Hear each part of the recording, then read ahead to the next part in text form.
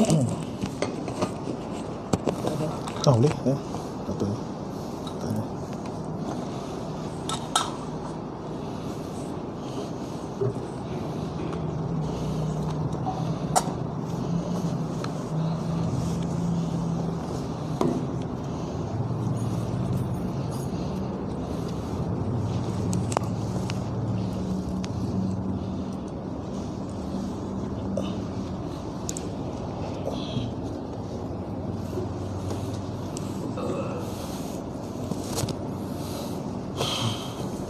Buka tuan-tuan. Tak nampak.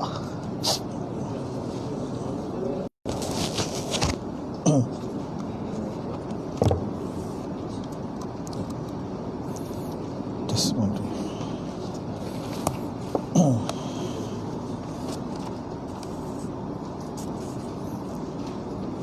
Ila hadratul Mustafa Rasulullah sallallahu alaihi wasallam. Wala arwahi abaihi wa ummahatihi wa ashabihi wa tabi'in wa tabi'in tabi'in summa ila arwahi waliyina wa muallimina kul ajma'in syai'in naumul Fatihah. A'udzu billahi minasyaitonir rajim. Bismillahirrahmanirrahim. Alhamdulillahi rabbil alamin arrahmanir rahim maliki yaumiddin iyyaka na'budu wa iyyaka nasta'in ihdinas siratal mustaqim صراط الذين أنعمت عليهم غير المغضوب عليهم ولا الضالين.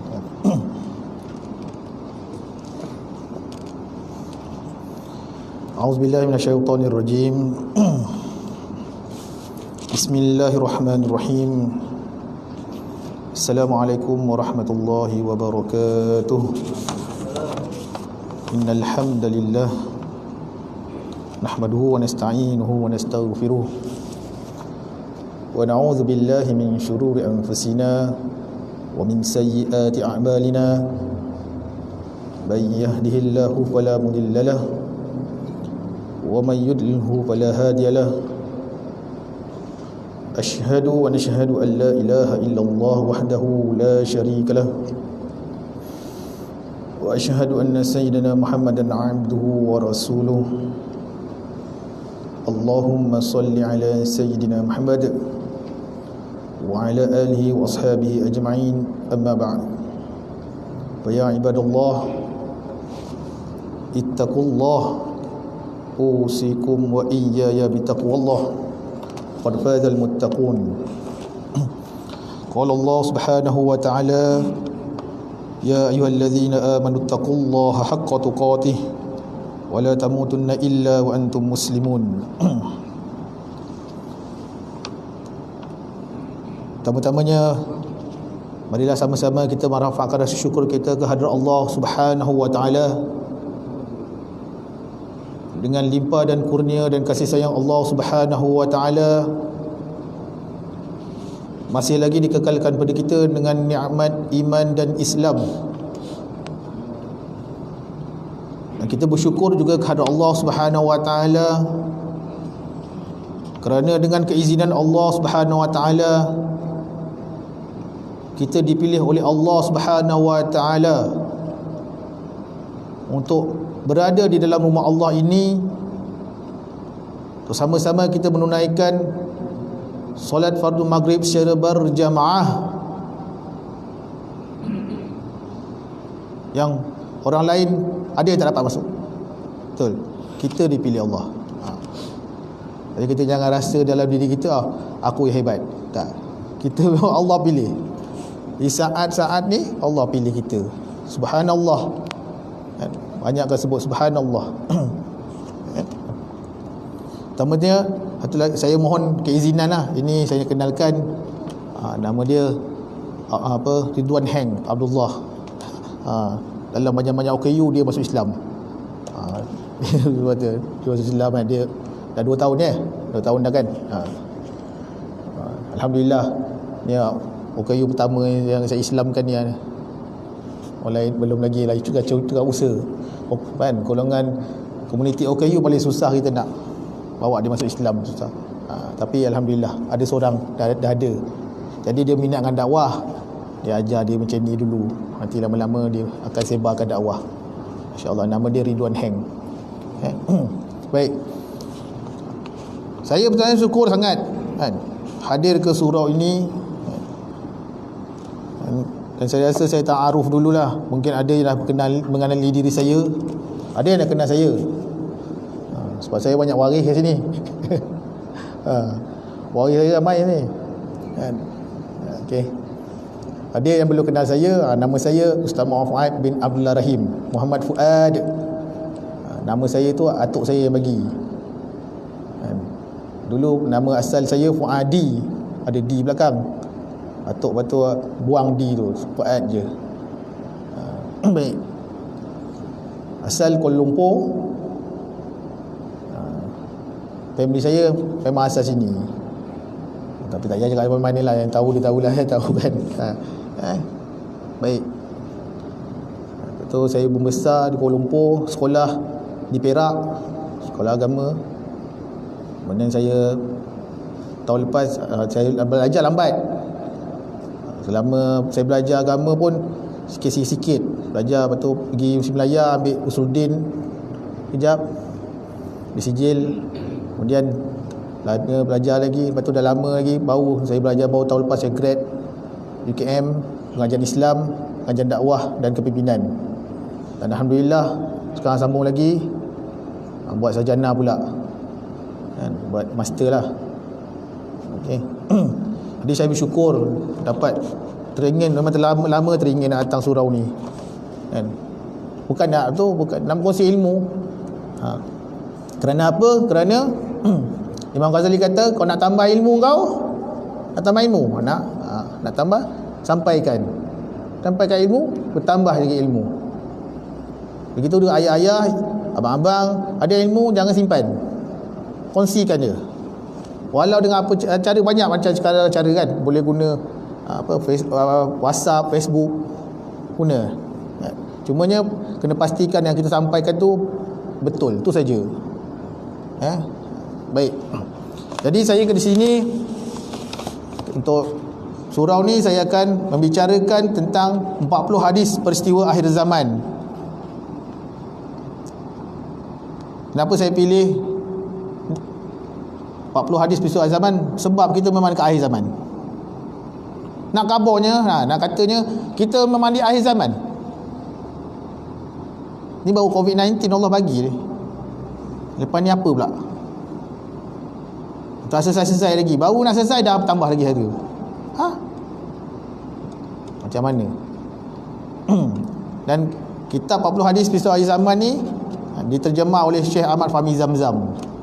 Dia dah terjemah. Asalnya adalah kitab Arab. Dia terjemah. Dia dikumpulkan hadis-hadis yang berkaitan akhir zaman supaya menjadi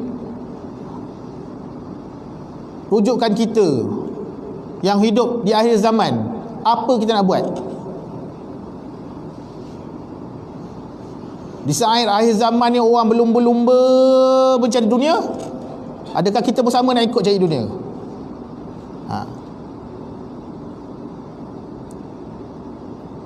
Di saat orang di akhir zaman ini banyak meninggalkan solat,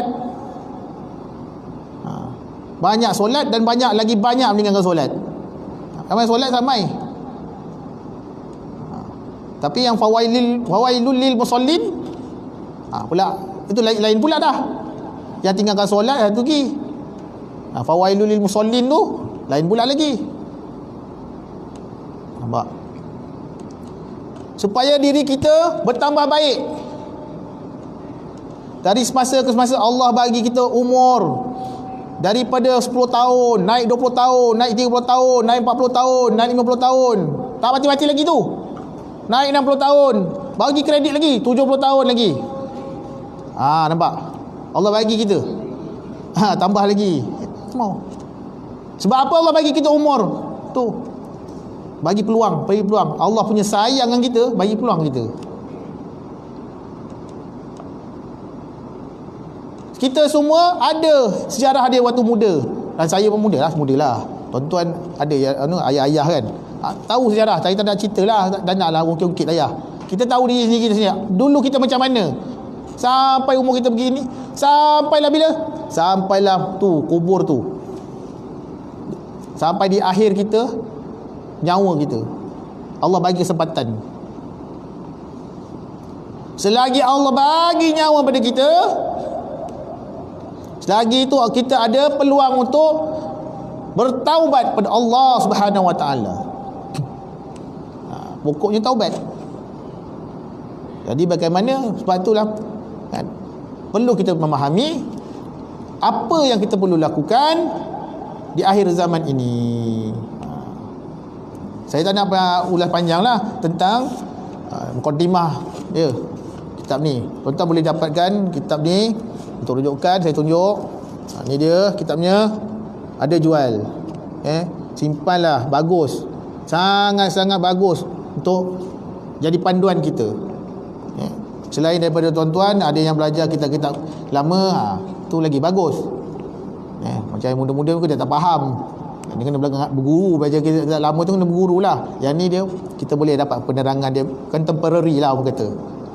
Baik, kita masuk dalam hadis pertama. Hadis kitab ni ada 5 bahagian. Dia bahagian pertama. Bahagian pertama ni dia membicarakan tentang 40 hadis kelebihan ilmu dan ulama. Ilmu dan ulama tu bahagian pertama dia. Jadi hadis. Okey, ilmu dan ulama. Dia tak boleh dipisahkan. Ilmu dan ulama ni tak boleh dipisahkan. Jadi hadis yang pertama, kelebihan orang alim. Kelebihan orang alim. Jadi tajuk dia pun dah tahu dah. Kita kena jadi orang alim lah. Nak dapat kelebihan, kena jadi orang alim. Hadis bunyi An Abi Umamah radhiyallahu anhu qala dzukira li Rasulillah sallallahu alaihi wasallam rajulani abidun wa alimun faqala fadlul alimi ala al-abidi ka fadli ala adnakum. Wa fi riwayatin anhu thumma qala Rasulullah sallallahu alaihi wasallam inna Allaha wa malaikatahu wa ahlas samawati wa ahlal ardi hatta an-namlata fi juhriha wal hitana fil bahri la yusalluna ala muallimin nasil khair. Okey. Tu bunyi hadisnya. Faham? Boleh faham sikit-sikit lah tu. Ada kalau siapa bahasa Arab tu dia tahulah sikit-sikit tu. Bunyi dia macam mana tu kan. Baik. Hadis ni dah panjang. Ni dia dah kurangkan sikit. Dia ambil tu. Kalau ikut dia ada haddatsana Muhammadun bin Abdil A'la. Dia kata macam banyak. Tu yang panjang dia. Okey. Hadis ni ada riwayat Tirmizi. Okey. Jadi kita tengok apa makna dia.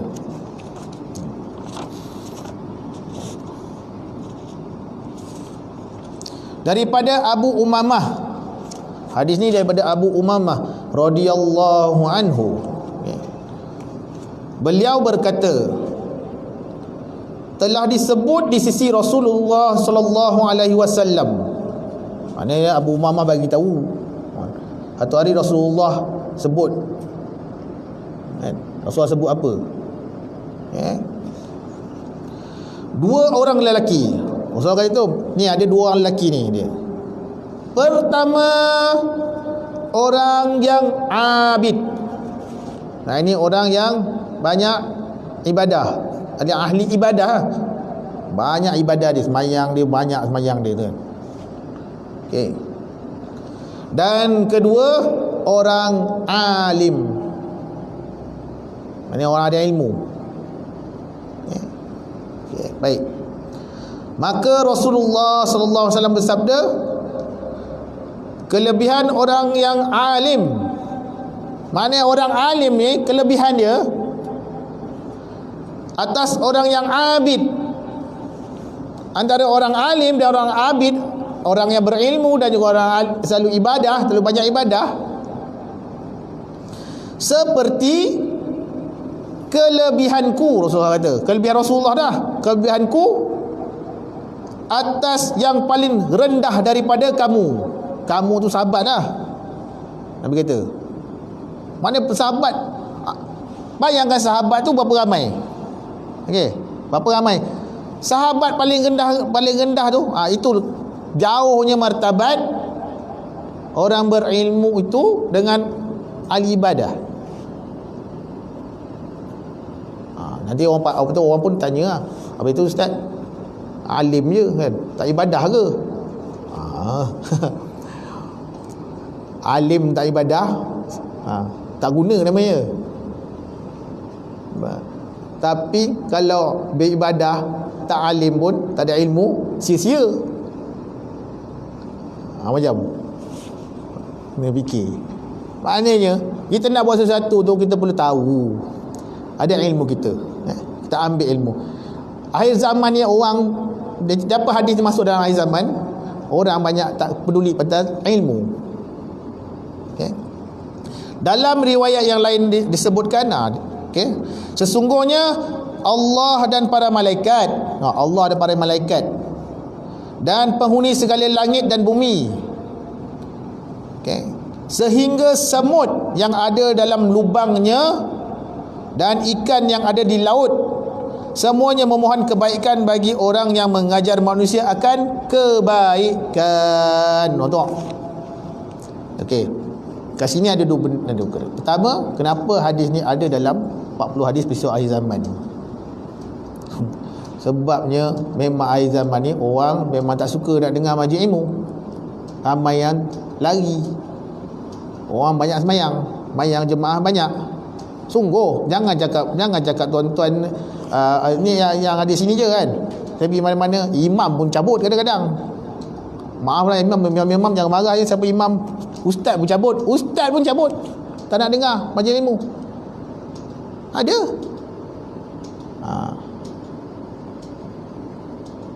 Tapi kita husnuzon lah. Ustaz tu dia ada hal lain. Tapi kalau hari-hari ada hal lain, saya perhati je. Saya ni suka merayau tuan-tuan. Orang tak kenal saya, tak apa, saya merayau lah, suruh-suruh kat saya, Kajang, Bangi. Ustaz-ustaz tu kita kenal, saya orang tak kenal, tak apa. Saya perhati tengok, time dia mengajar dah suruh duduk. Time orang ajar, kenapa dia tak nak duduk? Nampak? Saya fikirkanlah. Dia jangan jadi orang macam tu lah. Kita ni guru saya kata jangan jadi orang macam tu. Jadi bila berilmu jadi orang tawaduk. Kenapa berilmu? Supaya kita menjadi orang tawaduk. Ada orang, kenapa dia kata orang berilmu tu lebih martabat lebih tinggi daripada orang alim? Ada orang sembahyang duha. Bagus sembahyang duha tu, betul tak?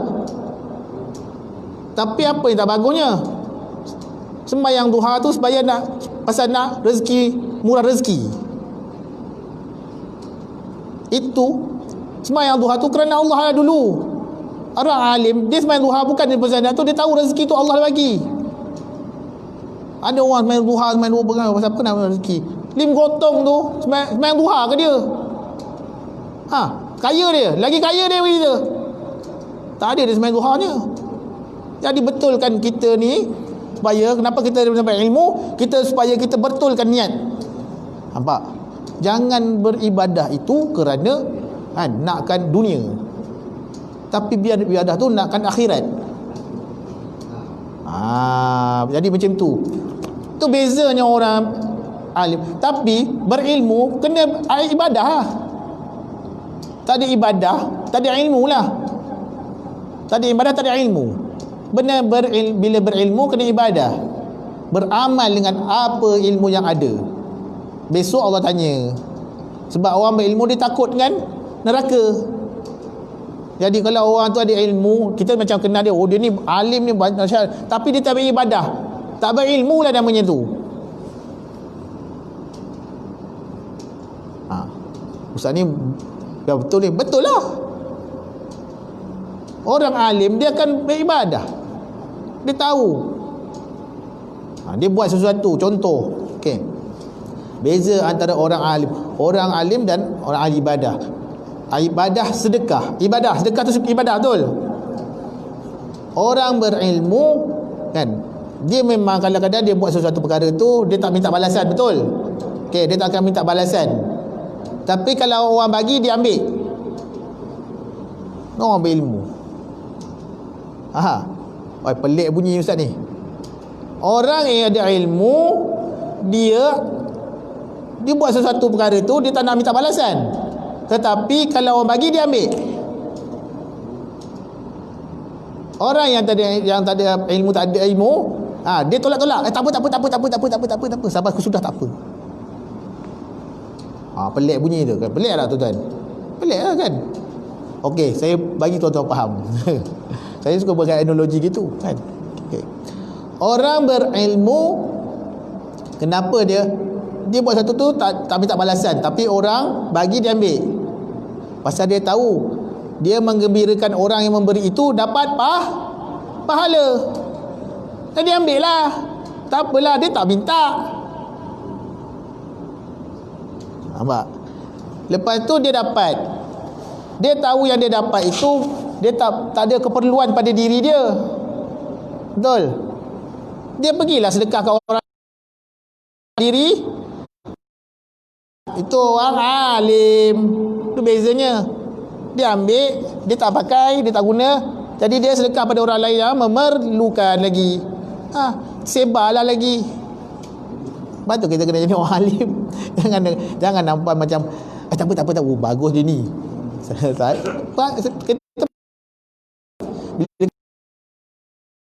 kan sampai hati. Kenapa tak diambil? Saya macam nolak. Tak payah. Ikhlas tu kan. Kita kata ikhlas tu kan. Tak apa saya ikhlas. Cakap ikhlas pun tak ikhlas dah. Baca dalam Ihya Ulumuddin Wahyu Syafi'i kata, cakap ikhlas tu dah ikhlas dah. Khusyuk macam tu, khusyuk. Allahu Akbar. Aku semain khusyuk tadi. Tak khusyuk lah tu. Nampak? Sebab tu kita jadi orang alim, kita tahu mana, bila kita jadi orang alim, kita tahu mana nak cari pahala banyak. Okey. Orang alim tu, bila orang banyak ibadah ni buat. Lepas tu orang bagi tak nak. Dia bagi je. Dia nak bagi, dia kira nak bagi je. Kenapa dia tak nak bagi orang lain pahala juga? Bagilah orang lain pahala juga. Orang bagi kat dia, apa salahnya? Ambil je lah. Walaupun tak ada keperluan kat dia. Walaupun kita kaya pun, tiba-tiba walaupun kaya, ada duit banyak. Ustaz, saya banyak duit, Ustaz, berapa saya nak ambil orang punya? Tak, kita menggembirakan orang yang memberi tu. Menggembirakan dia. Memang kita kaya, tapi orang nak bagi sikit, ambil je lah. Lepas tu kita tak bagi kan. Kita tak ada keperluan, kita bagilah pada orang lain. Macam tu. Orang alim. Okey. Contoh lagi. Sebab sedekah lah banyaknya kan. Contohnya. Okay. Ada orang kan, dia bersedekah, tapi orang nampak kan. Okay. Dia sedekah, dia tunjuk sedekah dia. Boleh tak dia tunjuk sedekah dia? Kalau orang alim, dia akan kata boleh lah. Boleh lah. Quran kata boleh. Dalam ayat Quran, saya lupa nak catat nanti bulan depan dah pula. Saya kata boleh pamer sedekah, ada masalah. Pamerkan sedekah, ada dalam ayat Quran. Kita tunjuklah sedekah tu sebab apa? Pasal kita nak ngajak orang ikut apa kita buat. Orang alim nampak, dia tunjuk kebaikan. Nabi sebut dia tunjuk kebaikan kan, mengajarkan manusia kebaikan. Semua sekalian alam ni doa kat dia. Jadi kita ada kita tunjuk ada kebaikan kat orang tengok, bagusnya kan. Tetapi itu kalau selagi tidak ada menunjukkan keburukan pada orang yang menerima tu. Kecuali pada orang miskin tak boleh. Sebab apa, kenapa kita tak boleh tunjuk orang miskin, kata tunjuk kita sedekah orang miskin. Itu salah sebenarnya. Kalau ikut kalau salah. Melainkan kalau orang si miskin itu redha kita buat macam tu, tak apa. Sebab akan menjatuhkan aib orang miskin tu. Aib orang miskin tu kita kena jaga. Kalau orang miskin tu redha, tak ada masalah. Kita boleh tak boleh tunjuk. Masalah kita tanya tak dengan orang miskin tu boleh ke tak boleh. Itu masalah. Kita main berlasar kadang-kadang tengok kat YouTube lah dengan apa dekat media sosial lah kan, tunjuk kan, semua tunjuk baik tu. Sedekah pada orang miskin. Kita memalukan orang miskin tu. Orang tu susah miskin, malu dia. Tapi melainkan kalau kita tanya dia dulu, tanya orang miskin dulu, boleh tak, tujuan kita nak encourage orang. Encourage perkataan tu kan, ngajak orang ikut kita buat baik. Dia kata setuju ustaz, tak apa ustaz. Okey, baru buat. Gitu. Nampak? Itu berbezanya orang, bezanya orang, martabat orang alim itu kan, dengan abid. Dan hadis ini tuan-tuan boleh tengok, boleh cari dalam kitab ilmu kan, Sunan Tirmizi dalam kitab ilmu, bab keutamaan berilmu saat menunaikan ibadah. Saya kena sebut lah, zaman sekarang sensitif. Bila baca bab hadis dia, dia tanya mana hadis mana. Saya bagi tahu ni kan. Sensitif orang sekarang. Habis nanti dia bid'ahkan semua orang. Zaman sekarang tu lah, pada banyak talibul dia bid'ah. Jangan tuan-tuan bid'ahkan, suka hati bid'ahkan orang. Saya nak pesan. Ni pesan saya. Ustaz ni terus cakap, dia beritahu terang. Jangan terang beritahu. Tapi ni hadis ni boleh dapat dalam hadis nombor 2609 ataupun dalam kitab Maktabatu Al-Ma'arif Riyadh, hadis nombor 2685. Jadi kenalah kita ni kan, Nabi kata jadilah orang alim. Bila nak akhir zaman ni akhir zaman ni jadi orang alim. Jangan tuan-tuan, walaupun tuan-tuan dah berumur, duduk dalam majlis ilmu. Kerana apa? Orang alim dia tahu mana tempat dia nak hapuskan dosa. Isyak pukul apa? Saya isyak tu orang berhenti. Saya pun perangai macam tu. Isyak je saya berhenti je. Daripada dulu sebelum PKP lagi. Saya tak suka panjang-panjang kan. 8.42 lah. Okey. Baik. Itu pertama, bab sedekah. Kemudian orang alim, kenapa kena jadi orang alim? Supaya kita tahu satu benda, kita dah akhir zaman. Kita berada di akhir zaman. Benda perkara yang paling utama dalam hidup kita sebelum mati adalah mesti mendapat keampunan Allah.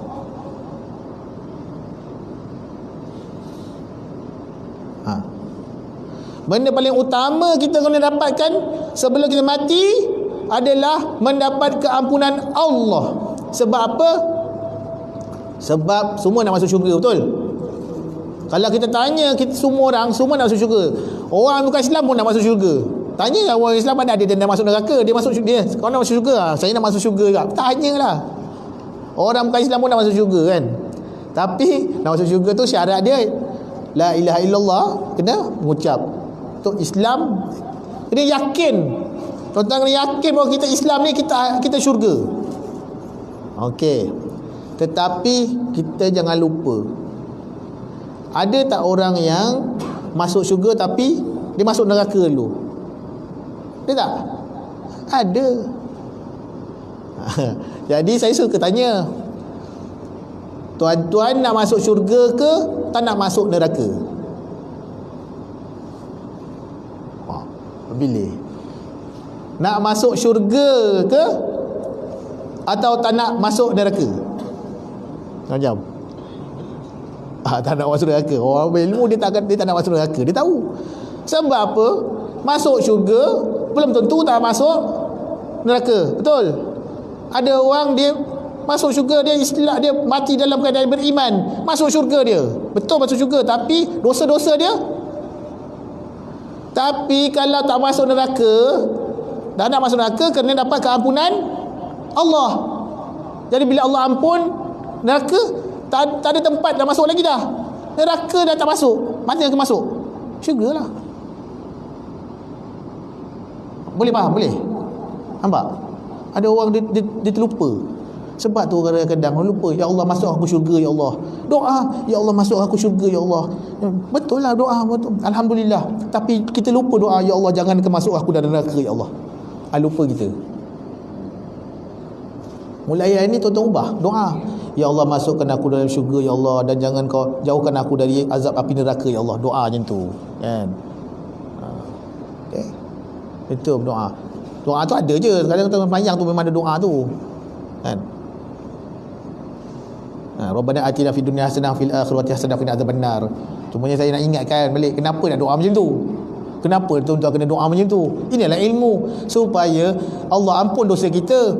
Bila berdoa tu Allahumma ighfirli dzunubi, kalau Allahumma ighfir lana dzunubana, hadirkan dalam diri tu lah, hati tu hadirkan dalam hati dia tu. Sebenarnya kita mula sembahyang lagi dah, kita dah mohon kepada Allah. Awal-awal kita takbir, contoh sembahyang, Allah kita takbir, kita sebut nama Allah kan. Allahu Akbar, sebut nama Allah.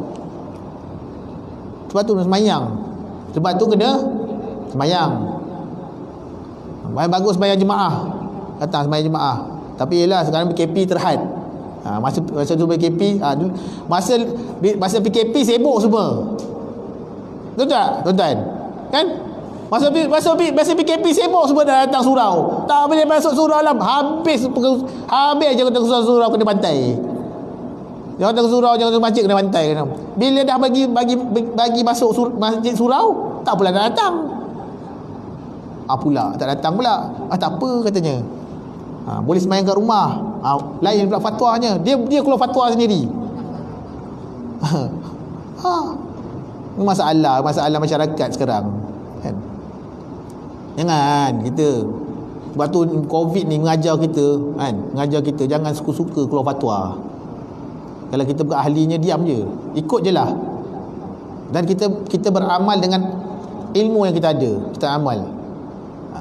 Makin dia bertambah ilmu, sebab tingkatan ilmu seseorang tu, dia hadis-hadis banyak lagi ni, kan? Tingkatan ilmu seseorang tu, dia darjat tu dia bertambah. Jangan bimbang, tuan-tuan amal je. Mungkin sekarang ni mungkin ada yang tak bertambah tu pun siapa, kan? Yang ada tu belum cukup mantap. Contoh sembahyang. Kita sembahyang mula-mula, tuan-tuan belajar sembahyang macam mana? Dia kecil lah sembahyang. Contoh kita ambil sembahyang dia kecil lah. Budak kita umur berapa tahun? 4 tahun lah, 5 tahun. Tonggeng semua, betul? Dia tengok pakcik tu tonggeng, kita tonggeng. Kita pun tak reti pun benda tu. Lepas tu pandai sebut Fatihah. Ikut Fatihah, lepas tu ikut je apa imam baca, kita ikut. Kita kecil, saya cakap tu saya lah. Tuan punya diri cakap saya lah tu, kan? Bapak saya imam kan, ngikutlah bapaknya. Iya ni. Kadang-kadang imam pun nak tergelak dengar kita baca. Imam kan dengar budak-budak baca tak tergelak, dia yang tak tergelak. Kan? Nampak?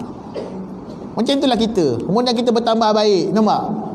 Teruskan dengan istiqamah tu. Datang surau, datang jemaah istiqamah.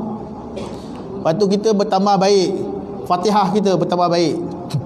Baru belajar Fatihah, kan? Baru belajar Fatihah. Alhamdulillahi Rabbil Alamin Ar-Rahmanir Rahim. Macam tu lah baca mula. Lepas tu baru cantik pula baca dia sikit-sikit. Alhamdulillahi Rabbil Alamin Ar-Rahmanir Rahim Maliki Yawmiddin, kan? Lepas tu tambah lagi ilmu lagi. Alhamdulillahi Rabbil Alamin Ar-Rahmanir Rahim. Cantik bunyi dia, kan? Itu. Lepas tu lepas tu hayati Fatihah tu. Selama ni kita hayati tak Fatihah tu? Dulu kita tak faham makna, tak tahu apa makna, apa benda imam baca ni, kan? Contoh kan, contohnya bukanlah surau sini, tapi kita nak campur. Contoh, dulu apa benda lah imam baca ni. Lepas tu kita pun rajin. Dah Allah bagi kita hidayah, kan? Kita pun buka.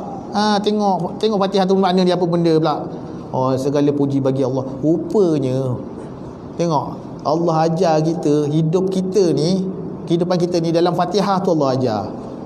Jangan kita mesti menghormati orang yang yang apa yang besar pada kita. Hormati. Tengok kita nak sesuatu, Allah ajar nak sesuatu kan, kita minta Allah ihdinas siratal mustaqim, Allah ajar lu, pujilah Allah. Macam tu kita nak minta apa-apa dekat surau, janganlah langgar. Kita nak minta jasa baik orang surau, nak minta jasa baik macam-macam, tapi langgarnya. Pujilah dulu tu haji sihat, tu haji handsome lah, tu haji sihat. Allah ajar macam tu. Alhamdulillahi rabbil alamin, segala puji bagi Allah Tuhan sekalian alam. Pujilah tu dulu. Pujilah Tuan Imam kan. Tak suruh pujilah dulu, jangan apa tu. Tuan Imam ni tu Imam. Tu belasah suruh baca apa tahlil lah apa kan. Pujilah dia. Adab tu. Maknanya ceritanya kan, ilmu tu datang dulu bawa adab. Kita dah sibuk cerita pasal adab. Orang berilmu tak ada adab. Orang yang tak ada adab tu memang tak berilmu lah tu. Sedang cerita dia. Orang berilmu dia ada adab, dia khabar adab. Nampak? Jadi puji dulu. Macam tu kita nak bapak kita. Kita lah itu bapak kita kan. Ayah tu. Ayah ni, ayah sihat ayah. Ajak ke minum ke apa ke, bawa bisik dia ayah. Tak belanja sikit ya. Yalah, kadang-kadang kita susah. Tuan-tuan dah rasa dulu tu susah kan. Masa berkeluarga susah. Mana tuan-tuan rasa. Ayah juga tolong, mak juga tolong kan. Lepas tu barulah sikit-sikit kita meningkatkan lagi kita punya tu. Baru minta Allah ihdinas siratal mustaqim. Tunjuk jalan lurus, tunjuk. Jadi itulah dia tuan-tuan. Pentingnya kita berilmu. Jangan kita ibadah tu penting juga. Jangan ada ilmu tak ibadah, tak boleh juga. Jadi biar kita ada ilmu. Dengan ilmu tu kita akan bertambah baik. Mula tahajud. Lepas tu kita ada ilmu sikit, kita tahu apa nak buat dalam tahajud tu. Tambah ilmu lagi. Buat macam ni. Ada ilmu. Macam ada hadis begini. Ada ni. Baca, cari. Tuan-tuan kat sini pengajian banyak kan, saya tahu. Tanya je ustaz-ustaz tu. Fik jangan tanya saya. Saya cakap tu terang je kan. Bukan saya tak nak jawab. Saya bukan ahlinya. Bukan bidang saya. Bidang saya dakwah. Ilmu ni paling utama tuan-tuan belajar. Pertama, jangan lupa belajar akidah. Ilmu akidah belajar. Belajarlah sifat 20 tu. Fahamkan sifat 20 tu apa benda. Kemudian belajar ilmu fik. Ilmu fik ni penting supaya tuan-tuan tak was-was. Kenapa belajar ilmu fik? Apa boleh Ustaz belajar ilmu fik ni Ustaz? Pasal supaya tuan-tuan tak was-was. Tuan-tuan tahu apa tuan-tuan buat. Ni baru-baru ni korban. Nak cerita pasal korban kan panjang lah cerita dia kan datang lah kan. Panjang cerita dia kan. Korban. Kemudian belajar ilmu tasawuf. Belajar ilmu tasawuf tu supaya apa? Supaya kita paling utama kita nak jaga hati kita. Yang itulah. Kita nak jaga hati kita. Itu pentingnya ilmu supaya kita bersih hati kita. Kita dapat ibadah dengan penuh khusyuk. Walaupun Allah SWT, walaupun Nabi sebut Allah dah tarik khusyuk ni lama dah. Kalau ada orang kata di sembahyang khusyuk tu saya macam was-was juga kan. Macam was-was juga kan. Sebab apa Allah sebut dah hadis, Nabi sebut dah hadis. Khusyuk ni dah lama Allah tarik. Tapi kita janganlah tunggu nak khusyuk baru nak sembahyang. Ada geng tu kan, khusyuk baru nak sembahyang. Jadi kan saya ni memang macam ni, bila isyak saya akan berhenti daripada sebelum PKP sampai kelah hari ini pun saya tetap berdaya sama insya-Allah. Mudah-mudahan kita bertambah ilmu kita. Terima kasih tuan-tuan, perempuan sudi bagi peluang buat saya untuk kita berkongsi ilmu. Saya nak mengajar ayah-ayah ibu-ibu taklah. Saya kenal tuan-tuan ayah-ayah ibu-ibu, saya kenal dari saya kecil sebenarnya. Tuan-tuan mungkin tak perasan saya. Tapi saya kecil saya kenal tuan-tuan. Tuan Imam tu kan. Semua kan. Saya kenal. Ya insya-Allah. Cuma tuan-tuan tak tahu saya suka main bola sebelah padang dulu. Kan? Okey. Jadi saya terima kasih. Mudah-mudahan ada rezeki kan. Jumpa lagi insya-Allah. Kalau ada sumur di ladang bolehlah hamba menumpang mandi. Kalau ada umur yang panjang bolehlah kita berjumpa lagi insya-Allah. Lagi ya, itulah saya sikit perkongsian saya. Itulah dia, jangan lupa kita jadilah orang yang alim, supaya kita ada kelebihan daripada orang yang banyak amal, tapi jangan tak beramal. Okey, baik, itu saja daripada saya. Jadi mudah-mudahan apa yang saya sampaikan dapat manfaatnya. Qul qouli hadza wa astaghfirullahal azim li wa lakum. Assalamualaikum warahmatullahi wabarakatuh. Tanggungan tasbih kifarah dan suratul asr. Subhanallah. Asyhadu an la ilaha illallah. Astaghfirullah. Wal 'asr innal insana lafi khusr illa alladhina amanu wa tawassaw bil haqqi. Assalamualaikum warahmatullahi wabarakatuh.